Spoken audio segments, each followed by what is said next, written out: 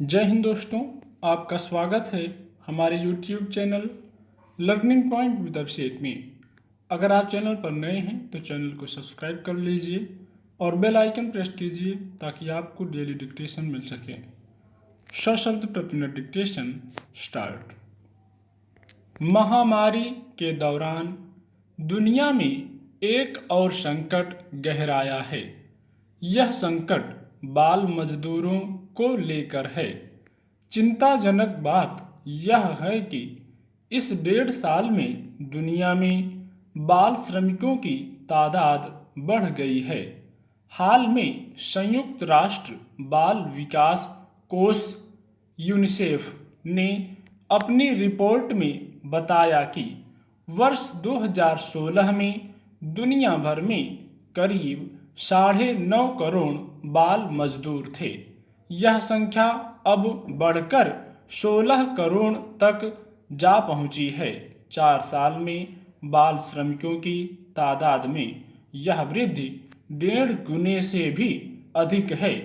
इतना ही नहीं, अब बड़ा खतरा यह भी है कि अगले साल के अंत तक महामारी के कारण 1 करोड़ से ज़्यादा और बच्चे बाल श्रम में झोंक दिए जाएंगे। अगर पर्याप्त सामाजिक सुरक्षा का दायरा नहीं बढ़ाया गया तो इस आंकड़े को बढ़ने से कोई नहीं रोक पाएगा। यूनिसेफ के अनुमान के मुताबिक बाल श्रमिकों के मामले में भारत की स्थिति और भयावह होने की आशंका है। 6 से 14 साल के बच्चे अपने परिवार की मदद के लिए स्कूल छोड़कर खेती और घरेलू कामों में लग चुके हैं। ऐसे बच्चों में ज़्यादातर ग्रामीण और आदिवासी इलाकों के ही हैं।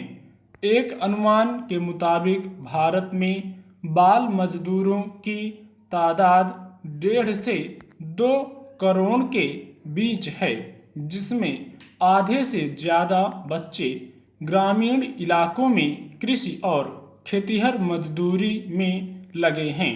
लेकिन अब महामारी ने हालात और बिगाड़ दिए हैं। करोड़ों परिवार गरीबी की मार झेल रहे हैं। आर्थिक असुरक्षा, सामाजिक सुरक्षा के अभाव और घरेलू आय में कमी के कारण गरीब परिवार के बच्चों को मजबूरी में काम करना पड़ रहा है। बाल श्रम का अभिप्राय ऐसे कार्य से है जिसमें कार्य करने वाला व्यक्ति कानून द्वारा निर्धारित आयु सीमा के अंदर होता है। बाल श्रम बच्चों को उन मूलभूत अधिकारों और आवश्यकताओं से वंचित करता है जिस पर उनका नैसर्गिक अधिकार होता है। साथ ही बाल श्रम भौतिक, मानसिक, सामाजिक और नैतिक विकास को भी बाधित करता है। बाल श्रम विश्व में अब एक ऐसी स्थायी समस्या बन चुका है। अंतर्राष्ट्रीय स्तर पर इसे लेकर वर्ष 1924 में पहल तब हुई जब जिनेवा घोषणा पत्र में बच्चों के अधिकारों को मान्यता देते हुए 5 सूत्री कार्यक्रम की घोषणा की गई थी। इसके चलते बाल श्रम को प्रतिबंधित किया गया। साथ ही बच्चों के लिए कुछ विशिष्ट अधिकारों को स्वीकृति दी गई थी। बाल मजदूरी और शोषण के अनेक कारण हैं, जिनमें गरीबी, सामाजिक मापदंड, वयस्कों और किशोरों के लिए अच्छे कार्य करने के अवसरों की कमी, प्रवास जैसे कारक शामिल हैं। ये सब वजहें भेदभाव से पैदा होने वाली सामाजिक असमानताओं के परिणाम हैं। बाल मजदूरी बच्चों से स्कूल जाने का अधिकार छीन लेती है और वे पीढ़ी दर पीढ़ी गरीबी के चक्रव्यूह से बाहर नहीं निकल पाते हैं। जाहिर है बच्चों की शिक्षा में बाल मजदूरी बहुत बड़ा अवरोध है। बाल तस्करी भी बाल मजदूरी से अलग नहीं है, जिसमें हमेशा ही बच्चों का शोषण होता है। ऐसे बच्चों को शारीरिक, मानसिक, यौन और भावनात्मक सभी प्रकार के उत्पीड़नों से गुजरना पड़ता है। बच्चों को वेश्यावृत्ति की ओर धकेल दिया जाता है। कम और बिना पैसे के मजदूरी कराना, घरों में नौकरियां भिखारी बनाने पर मजबूर करना बाल श्रम के ही उदाहरण हैं। दुनिया के कई देशों में तो बच्चों के हाथों में हथियार भी थमा दिए जाते हैं।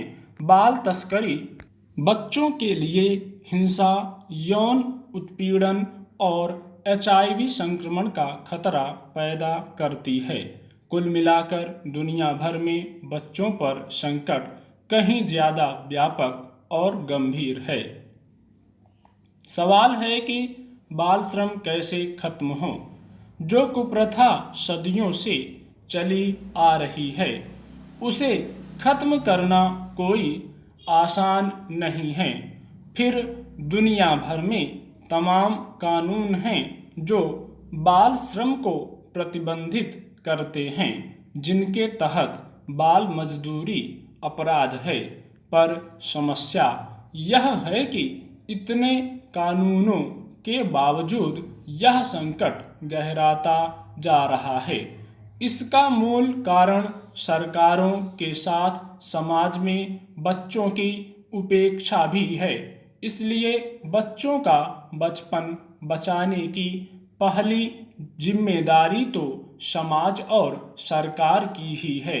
भारत में बाल श्रम निषेध के लिए अनेक कानून बनाए गए हैं। 1948 के कारखाना अधिनियम से लेकर दर्जनों प्रावधान हैं। बावजूद इसके बाल श्रमिकों की संख्या में निरंतर वृद्धि हो रही है। जाहिर है कानून बेअसर साबित हो रहे हैं। इनकी अनुपालना में लापरवाही बरती जा रही है। सरकारें इस मामले में बेपरवाह हैं। कुल श्रम शक्ति का 5% बाल श्रम ही है। हैरानी की बात तो यह है कि भारत ने अभी तक संयुक्त राष्ट्र बाल अधिकार समझौते की धारा 32 पर सहमति नहीं दी है, जिसमें बाल मजदूरी को जड़ से खत्म करने की बाध्यता शामिल है। वर्ष 1992 में संयुक्त राष्ट्र में भारत ने कहा था कि अपनी आर्थिक व्यवस्था को देखते हुए इस दिशा में रुक रुक कर कदम उठाएंगे, क्योंकि इसे एकदम नहीं रोका जा सकता।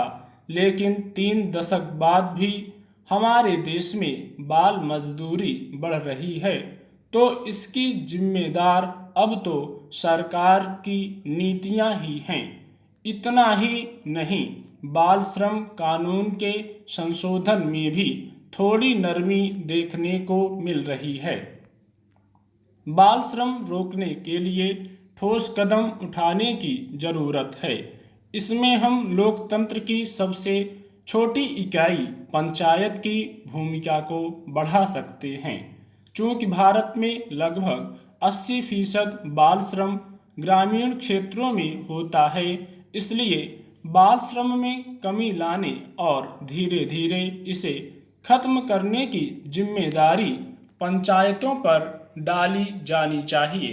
पंचायतें इसमें प्रमुख भूमिका निभा सकती हैं।